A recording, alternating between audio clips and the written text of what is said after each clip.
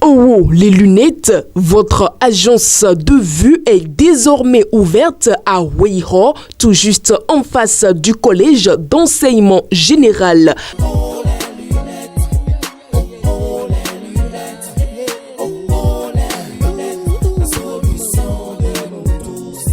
Faites-y rapidement un tour et profitez de ces offres exceptionnelles et bénéficiez surtout du traitement Satin Plus gratuitement offert.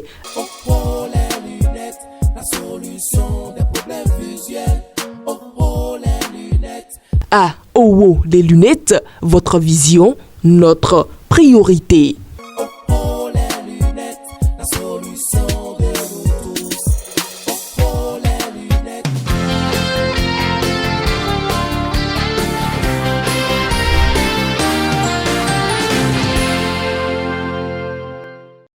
À tous et à toutes, bien le bonjour et bienvenue dans votre émission Le Meilleur Réveil. Nous sommes le vendredi 12 avril 2024 et avec Faouzia Sefo, nous allons prendre connaissance de l'actualité de ce matin. Faouzia Sefo, bonjour. Bonjour à vous, Latifat Kaweno.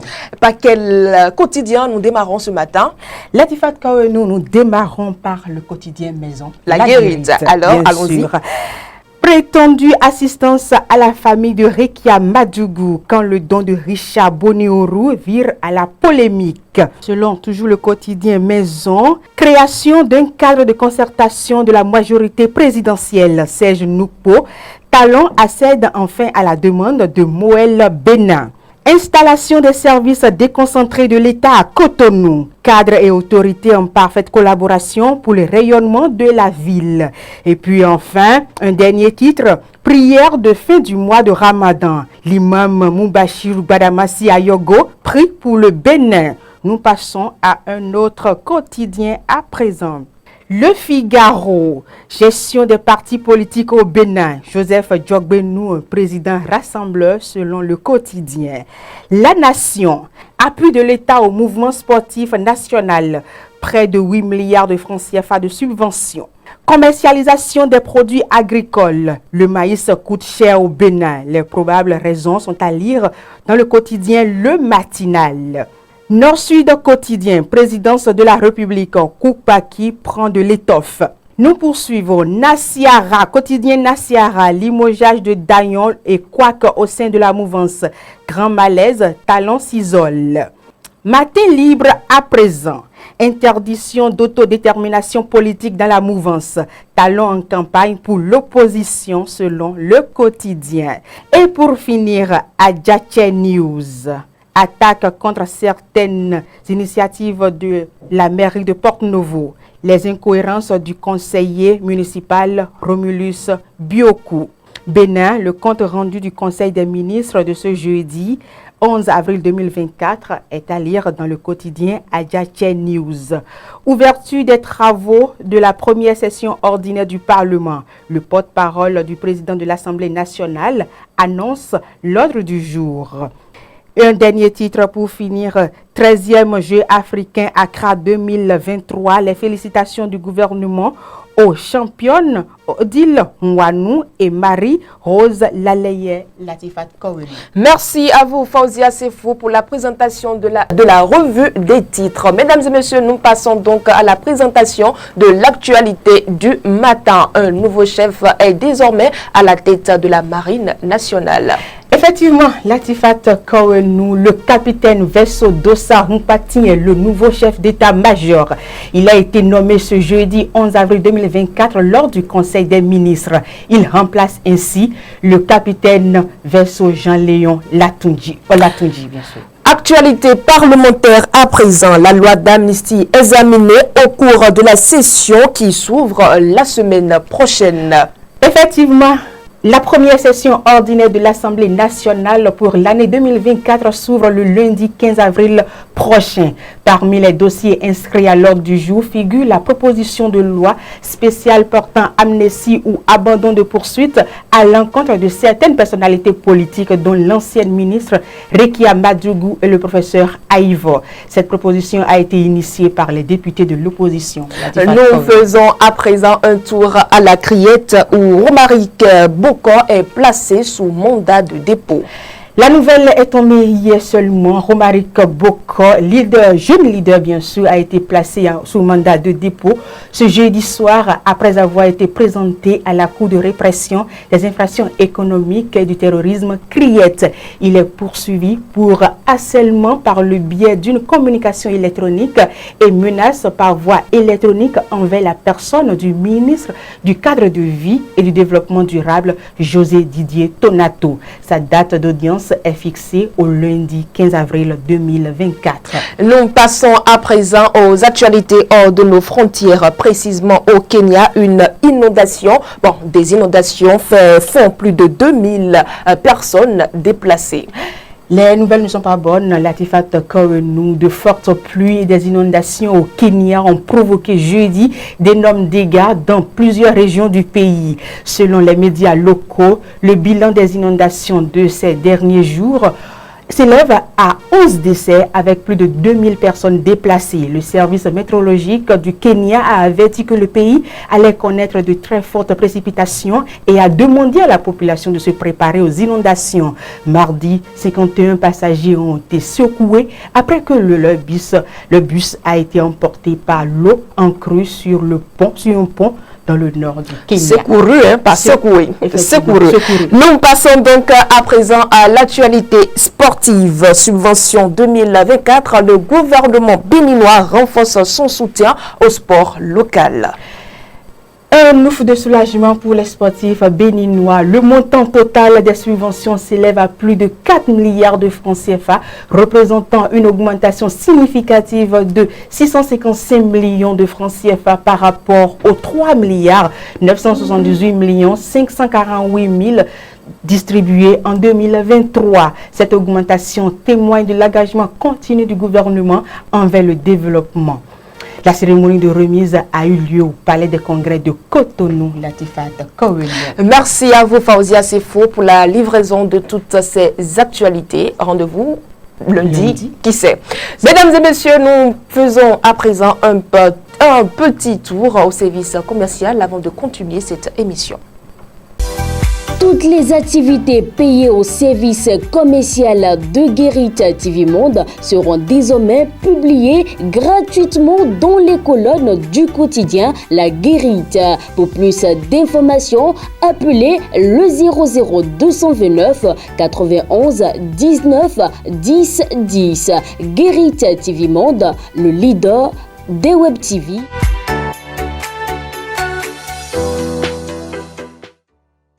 De retour sur ce plateau, nous passons à présent à la météo du jour et nous retrouvons Patrice Ayontan.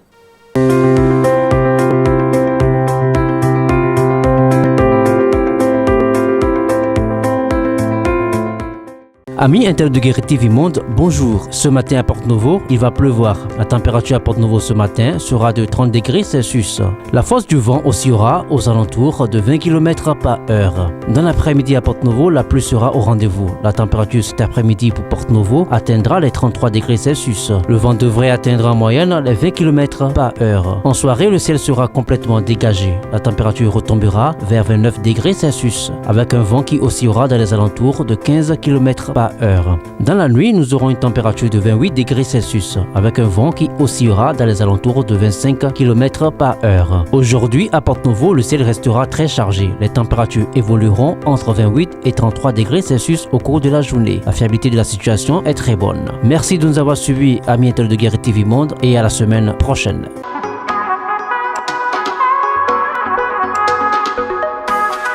Programme littéraire à savourer sous la paillote de l'Institut français du Bénin. Le 17 avril 2024, le livre au programme est bel et bien Les Tresses de Code de Jean Plia. Prenez donc le rendez-vous, c'est pour le 17 avril prochain à 16h00. Lorsqu'on est un révolutionnaire pur et dur, qu'on occupe un poste important dans l'équipe qui a pris le pouvoir pour conduire un bonheur du pays sous-développé selon des principes idéologiques infaillibles, quels événements peuvent du jour au lendemain faire basculer votre destin et vous amener à vous remettre en question? Mesdames et messieurs, c'est à ces interrogations que répond Trabi, le héros du dernier roman de Jean Plia, Les Tresses de Code, que je vous invite à découvrir le 17 avril prochain sous la paillote de l'Institut français du Bénin à Cotonou. L'entrée, elle est libre et gratuite.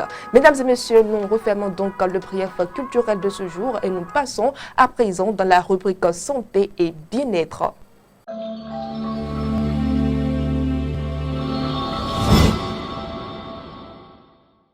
Cancer du sein au cœur de votre rubrique santé et bien-être. Nous vous exposons ici cette maladie que je vous invite à suivre. Le cancer du sein est une maladie qui se développe dans les cellules du sein. Les symptômes peuvent inclure des bosses ou des masses dans le sein, des changements de forme ou de taille du sein, des douleurs au sein ou au mamelon, des écoulements inhabituels du mamelon, des changements de peau sur le sein comme des rougeurs, des indentations ou des ulcérations.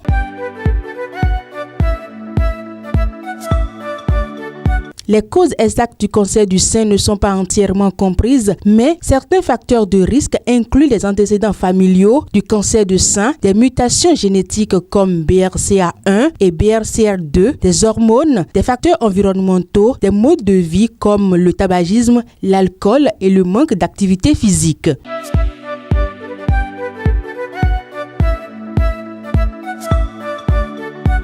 Le traitement du cancer du sein dépend du stade de la maladie, mais il peut inclure la chirurgie, la radiothérapie, la chimiothérapie, l'hormonothérapie et l'immunothérapie. Le traitement est souvent multidisciplinaire et adapté à chaque patient. Faut-il le rappeler, il n'y a pas d'aliment spécifique à éviter pour prévenir le cancer du sein, mais manger une alimentation équilibrée, riche en fruits, légumes, grains entiers, protéines maigres et graisses saines et limiter la consommation d'alcool peut aider à réduire les risques du cancer du sein. Merci de nous avoir suivis. À lundi prochain. Dans l'interview matinale, on se retrouve tout juste après cette pause publicitaire.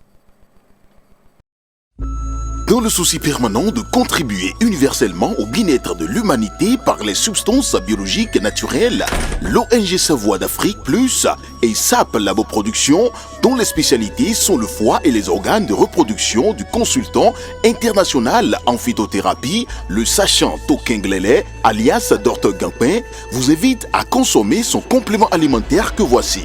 Gampin Siro est un complément alimentaire qui favorise la multiplication des cellules du foie et le bon fonctionnement du côlon. Il stimule par son action énergétique le désir sexuel en corrigeant les troubles érectiles, l'éjaculation précoce, augmente la libido et corrige la fatigue physique et mentale. Le siège est dans Cotonou à Zobo, non loin du 10e arrondissement. Contact plus 229 60 60 20 65 97 25 03 61 95 53 70 70.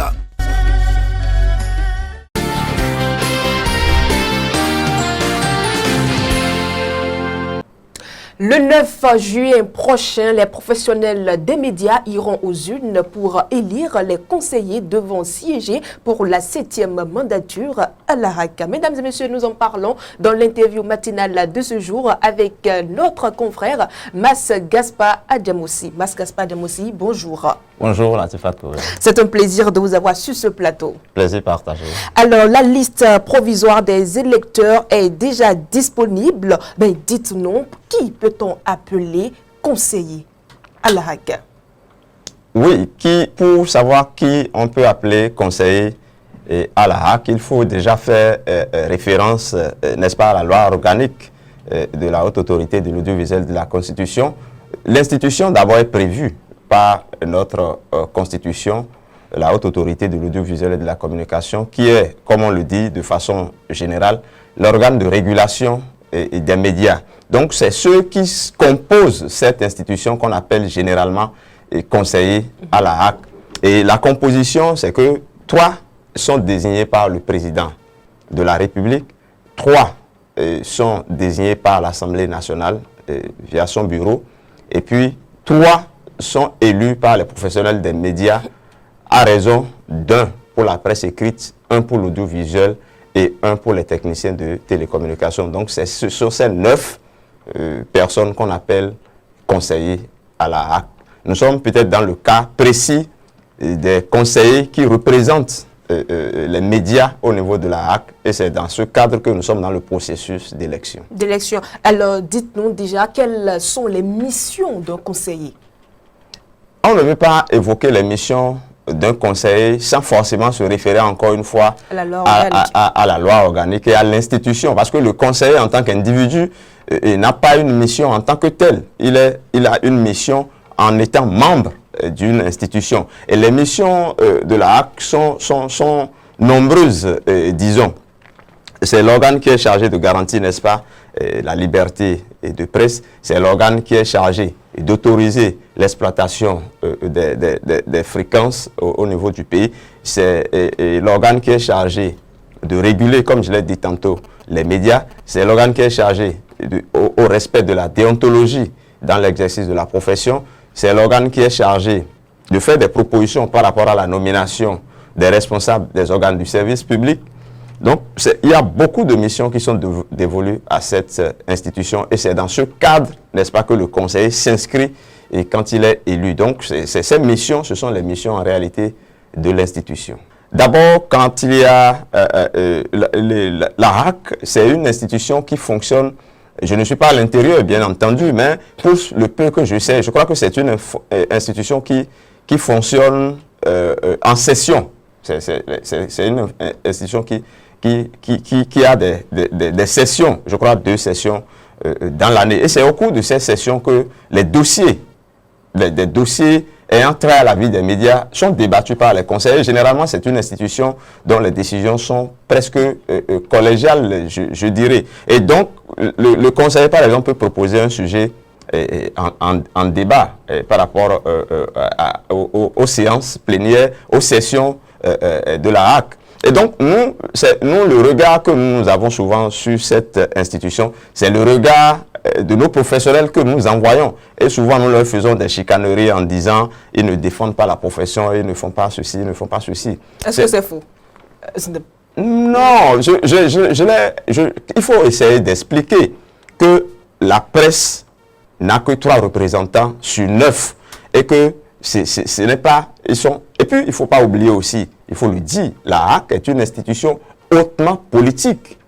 Quand vous avez, je dirais, 6 acteurs politiques plus 3 professionnels entre griffes qui peuvent aussi être qui peuvent avoir des tendances politiques, que voulez-vous que ceux-là fassent? Et puis le rôle de la HAC, bon, moi je ne sais pas, hein, je ne sais pas ce que nous demandons à nos conseillers. Et on leur fait des chicaneries sur les aspects ils ne font pas de reddition de comptes. Ça aussi c'est discutable, parce que quand vous êtes dans une institution, vous avez également l'obligation de réserver, donc vous ne pouvez pas tout le temps venir voir ceux qui vous ont élus et leur dire des choses qui sont en train de se faire ou qui vont se faire au niveau de l'institution. Voilà des aspects, par exemple, où nous n'avons pas raison de faire des chicaneries. Mais intégrons que quand nous élisons nos représentants, on doit pouvoir les laisser, n'est-ce pas, travailler comme il se doit, parce qu'ils rentrent désormais dans un cadre d'institution et ne sont plus, n'est-ce pas, autorisés à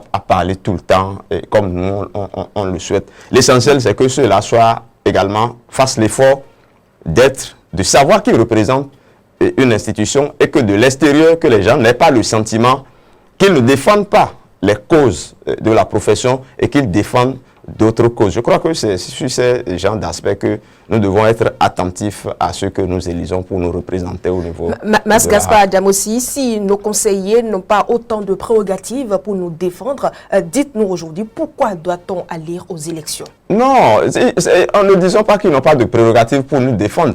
Ils n'y vont pas exclusivement pour nous défendre.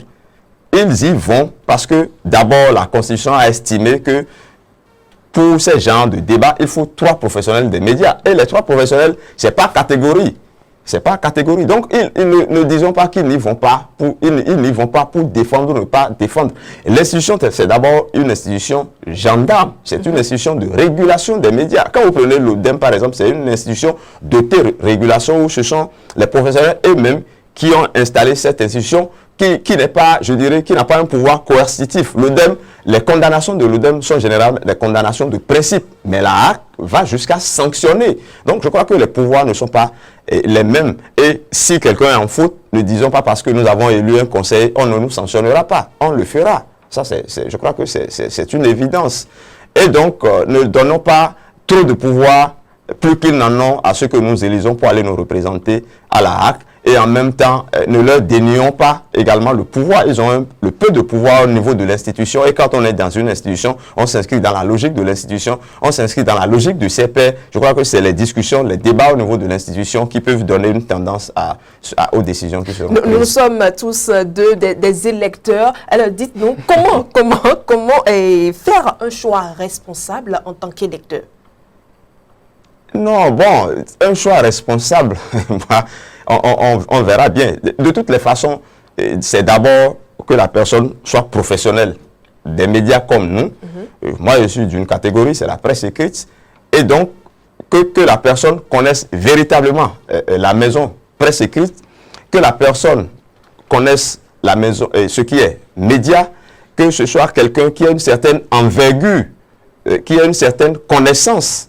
Je crois que ces éléments-là sont essentiels, que ce soit quelqu'un qui soit quelqu'un de disponible, quelqu'un de dialogue, parce que quand on va aussi dans une institution, on va rencontrer d'autres personnes, il faut avoir la capacité d'écoute, la capacité de négociation, la capacité de discussion et de dialogue qui vous permettront d'obtenir des choses au niveau des autres. Et donc, ce sont ces éléments qui pourront, n'est-ce pas, nous permettre de savoir qui peut valablement aller nous représenter au niveau de cette institution. Il faut remarquer, Massa Gaspard Adam aussi, que certains électeurs, je parle bien des professionnels des médias, qui donnent leur vote ou leur voix par affinité ou parce que tel a peut-être passé quelques sous, on parle de l'argent, là, on vote pour telle personne, pour des raisons, pour une raison ou d'une autre. Est-ce qu'on doit vraiment continuer dans cette lancée? Non, moi je ne m'érigerai pas en donneur de leçons sur cet aspect-là, parce qu'on a parlé d'élections. Et vous savez, quand on parle d'élections, il y a parfois des déviances. Et donc, ce n'est pas, je dirais, ce n'est pas bon que les gens votent parce qu'on les a soudoyés. Ça, c'est une évidence, parce que le choix sera, à mon sens, biaisé. Mais on ne peut pas refuser à quelqu'un de choisir par affinité. On ne peut pas le refuser, parce que si moi, je suis plus proche d'un candidat que d'un autre, et que j'estime qu'en portant mon choix sur ce candidat-là, et même en étant là-bas, j'aurai la possibilité de l'avoir, j'aurai la possibilité, si j'ai des dossiers ou des difficultés, de pouvoir aller plus facilement vers lui pour avoir des solutions. Je crois que je pencherai plus facilement pour cette personne, même si, au vu de l'opinion, cette personne n'est pas forcément la plus apte, n'est-ce pas, à exercer la fonction. Donc, affinité, ça peut passer encore. Mais je pense que nous devons beaucoup plus regarder au-delà. Parce que pour aller dans ce genre d'institutions aussi, il faut avoir un passé militant. Il faut avoir un parcours. Donc je crois que c'est tous ces éléments. Et d'ailleurs, la loi impose qu'il faut avoir au moins 10 ans d'ancienneté dans la profession. Donc il y a un critère qui montre qu'il faut avoir une certaine base au niveau de la profession. Et également, aujourd'hui, les gens prennent nos associations professionnelles un peu comme des tremplins Et parce qu'on a dit qu'il faut militer, les gens passent par les associations et pensent qu'en en passant par ces associations-là, ça leur donne le droit, n'est-ce pas, de représenter forcément la profession. Et ça, c'est au niveau de la presse écrite que cela se remarque le plus souvent et de plus en plus également au niveau de l'audiovisuel. Mais généralement, les techniciens ne sont pas dans cette catégorie parce qu'ils ne militent pas beaucoup au niveau des associations. Mais n'empêche qu'ils envoient également des représentants dignes, n'est-ce pas, à la haute autorité de l'audiovisuel et de la communication. On ne fera le procès de personnes par rapport aux critères qui l'emmènent à choisir, n'est-ce pas, son conseil. De toutes les façons, quel que soit le motif qui vous amène à faire un choix ou un autre, quand il sera élu, il nous représentera tous au niveau de l'institution. Nous sommes presque à la fin de cette interview matinale, hein, mais Mas Gaspard Adam aussi, quels sont aujourd'hui les défis à relever par cette 7e mandature? Les défis, à mon avis, sont immenses. Les défis sont très nombreux. D'abord, les missions de la RAC sont assez volumineuses. Mais moi, à mon avis, le premier défi, en tout cas, je parle en professionnel, hein, moi, je ne sais plus, parce qu'il y a aussi la régulation au niveau de l'ERTB et autres. Il y a beaucoup de missions au niveau de la RAC. D'ailleurs, dans un contexte où on n'a plus de ministère de la communication, je crois que tous les pouvoirs aujourd'hui sont concentrés un peu au niveau de la RAC. Et je crois que ce que je voulais dire en termes de défis, le premier, c'est celui confié par le chef de l'État. Le chef de l'État a demandé, n'est-ce pas, des propositions pour assainir un peu l'environnement médiatique. Et je crois que c'est déjà sur la table du président de la République. Cette RAC-là doit faire en sorte que cela devienne, la RAC prochaine, je vous l'ai dit, doit faire en sorte que les choses se concrétisent, qu'on assainisse l'environnement des médias. Parce qu'aujourd'hui, n'importe qui peut se lever et se dire journaliste. Je crois que c'est assez important. Également revoir le cadre, je dirais le cadre légal qui permet l'existence des journaux et autres. Je crois qu'il y a beaucoup de défis. Nous sommes à l'ère également du tout numérique. Je crois que nous sommes en train d'aller vers la télévision numérique terrestre. Oui. Nous y sommes d'ailleurs. Voilà un autre défi. Il faut faire en sorte que les populations soient véritablement impactées. Et, voilà, les défis sont nombreux, mais le plus grand défi, c'est le défi de l'assainissement du secteur, parce qu'aujourd'hui, il est véritablement important que cela se fasse. Les médias se meurent. Le milieu est devenu un milieu, je dirais, une jungle. Je crois qu'il faut une certaine régulation. Et il y a, comme je l'ai dit tout à l'heure, il y a le tout numérique qui nous rattrape. Est-ce qu'il ne faut pas revoir les tests et chercher une certaine forme d'adaptation? Aujourd'hui, la forme classique de la presse écrite que nous avons est en train de mourir. La version papier, tout ce que nous connaissons là est en train de mourir. Aujourd'hui, presque tous les organes sont en ligne. Quand vous prenez les radios sont en ligne. Quand vous prenez les télévisions sont en ligne. Est-ce que nous allons toujours rester dans la logique de on te donne une fréquence et c'est fini, ou bien tu prends une fréquence télé et c'est fini? Aujourd'hui, tout le monde est en train de migrer vers le numérique. Est-ce que notre RAC, tel que c'est conçu actuellement, est à même de relever ces défis-là? Je crois que cette réflexion doit être également menée. Et quand nous prenons la forme classique, ça aussi c'est une réflexion, la forme classique de désignation des conseillers au niveau de la RAC, aujourd'hui ça paraît caduque. Si les presses en ligne se lèvent aujourd'hui, ils vont se demander, mais où sont nos représentants, nous autres, au niveau de la RAC? Parce qu'on dit presse écrite, on dit presse, on les classe où? Les presses en ligne aujourd'hui. Donc, je pense que c'est en train d'être caduc. Même si nous avons 3 représentants, il faut tendre la réflexion vers le fait, par exemple, qu'on peut ne plus parler de presse écrite ou de presse audiovisuelle, mais de faire un choix par rapport à une liste de journalistes. Aujourd'hui, on est à l'ère des GRI, journalistes reporters d'image, journalistes techniciens, journalistes cadres, tout ça là. Est-ce qu'on va rester encore dans un journaliste peut être un monteur, oui. tout et tout. Et donc, est-ce qu'on va toujours rester dans la logique de journaliste technicien, journaliste audiovisuel, journaliste presse écrite? Je crois qu'on doit dépasser, n'est-ce pas, ces clivages. Voilà autant de défis. Les défis sont nombreux, mais on ne peut énumérer que quelques défis. Alors, nous sommes dans la période pré-campagne. Que recommandez-vous aux professionnels des médias? Non, encore une fois, je n'ai pas la prétention d'être un donneur vous êtes un doyen. De leçons. Bon, il y a plus de doyen que moi dans la profession. Non, ce qu'il faut recommander, non, de toutes les façons, les choses doivent se faire dans le calme, dans la tranquillité, dans la paix. Si un candidat, même si ce n'est pas votre candidat de cœur, même si ce n'est pas votre candidat d'affinité, choisit de venir parler à ses électeurs, choisit de venir vous rencontrer, vous devez lui donner la possibilité de venir exposer son projet.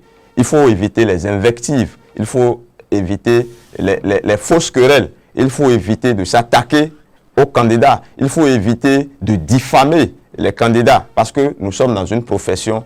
Les élections finiront et on se retrouvera toujours dans la profession. Nous sommes des amis, nous sommes des collègues, nous sommes des confrères. Les élections finiront et on a le devoir de se voir et de chercher à consolider ce qui nous unit. Ce qui nous unit, c'est notre profession. Donc on ne prendra pas le temps d'une élection pour détruire tout ce que nous cherchons à construire à travers les faux débats.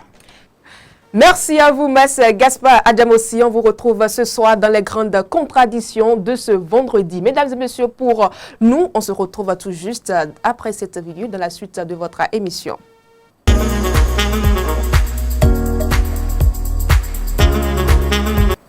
Mesdames et messieurs, nous sommes à présent dans la dernière manche de cette émission, le coin cuisine, avec Evelyne Dossou qui est déjà sur ce plateau. Evelyne Dossou, bonjour. Bonjour à vous Latifat Kaoudou et bonjour à nos amis de Guérit TV Monde. Très heureuse de vous savoir nombreux à nous suivre.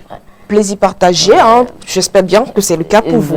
Donc, ce matin, vous nous proposez quoi? Aujourd'hui, je vous propose juste de la pâte rouge. Voilà, de la pâte, voilà, amiwa, justement, comme on l'appelle chez nous. De la pâte rouge accompagnée de jus, de tomates, comme vous voulez. Ou bien, on peut également le prendre juste avec de piment vert également. Juste avec de piment vert, puis du poisson, viande. C'est à vous de voir en fonction de vos préférences. Voilà, donc c'est ce que je vous propose aujourd'hui ce matin. Et puis pour la pâte rouge, déjeuner ou petit déjeuner? Bon déjeuner, hein, beaucoup plus déjeuner. Mais puisque nous sommes en Afrique, justement, voilà. Et puis on prise certaines règles. Et il y a certaines personnes qui prennent ça parce que c'est pas trop compliqué à réaliser le matin et c'est pas trop compliqué. Mais ce que je veux préciser, c'est qu'il faut vraiment agir sur la quantité de sel, des assaisonnements, au niveau de la préparation de la pâte rouge. Vous voyez, parce que pâte rouge, bon, on sait comment le faire, mais il faut agir sur, comment on appelle, l'assaisonnement, parce que vous n'êtes pas sans oublier qu'il y a déjà d'assaisonnement, et s'il faut ajouter, il faut beaucoup d'assaisonnement déjà au niveau de la pâte, et puis également au niveau de votre jus, ou bien de votre piment, ce n'est plus équilibré. Donc, il faut surtout au niveau de la quantité de sel, il faut beaucoup plus pour que ce soit équilibré en fait, pour qu'on ne sente pas qu'il y a quelque chose qui excède et puis voilà, donc pour que en tout cas le mélange soit quand même mangeable et tout. Voilà ce que je vous propose aujourd'hui et puis voilà. L'accompagnement, c'est ça je disais, un jus de tomate, de piment. C'est ça je dis. Oui, si vous voulez, mais vous pouvez également prendre ça juste avec de piment vert, juste avec ça se prend juste avec de piment vert, mais il faut qu'il y ait quand même de poisson ou bien de viande, c'est à vous. Un bon poulet. Voilà. C'est à vous de voir. Surtout que je n'ai pas encore eu ma viande de ramadan. Bref. Merci à vous. On n'a pas terminé. Vous pouvez prendre, comment on appelle, de jus de citron et puis voilà, ou bien de cocktail, comme j'aime l'habitude de le dire, pour bien digérer. Et puis voilà, on faisait des relax. D'accord. En attendant la viande de mouton, on attend pas la viande de mouton. Non, la viande de ramadan. Il y a le poulet de ramadan là. Merci à vous, Evelyne Dossou. Mesdames et messieurs, et voilà donc c'est sur cette rubrique que nous refermons ce numéro de votre émission Le Meilleur Réveil. Tout juste après cette virgule, je vous donne le secret de la vie.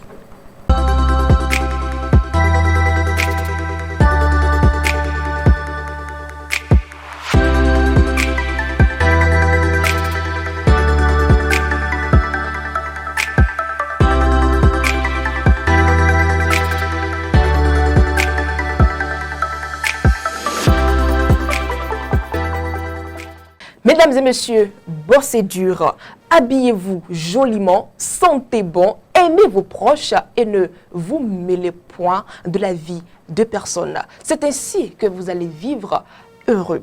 Merci de nous avoir suivis et très bon week-end à vous et on se donne rendez-vous le lundi prochain tout en beauté. C'est bien.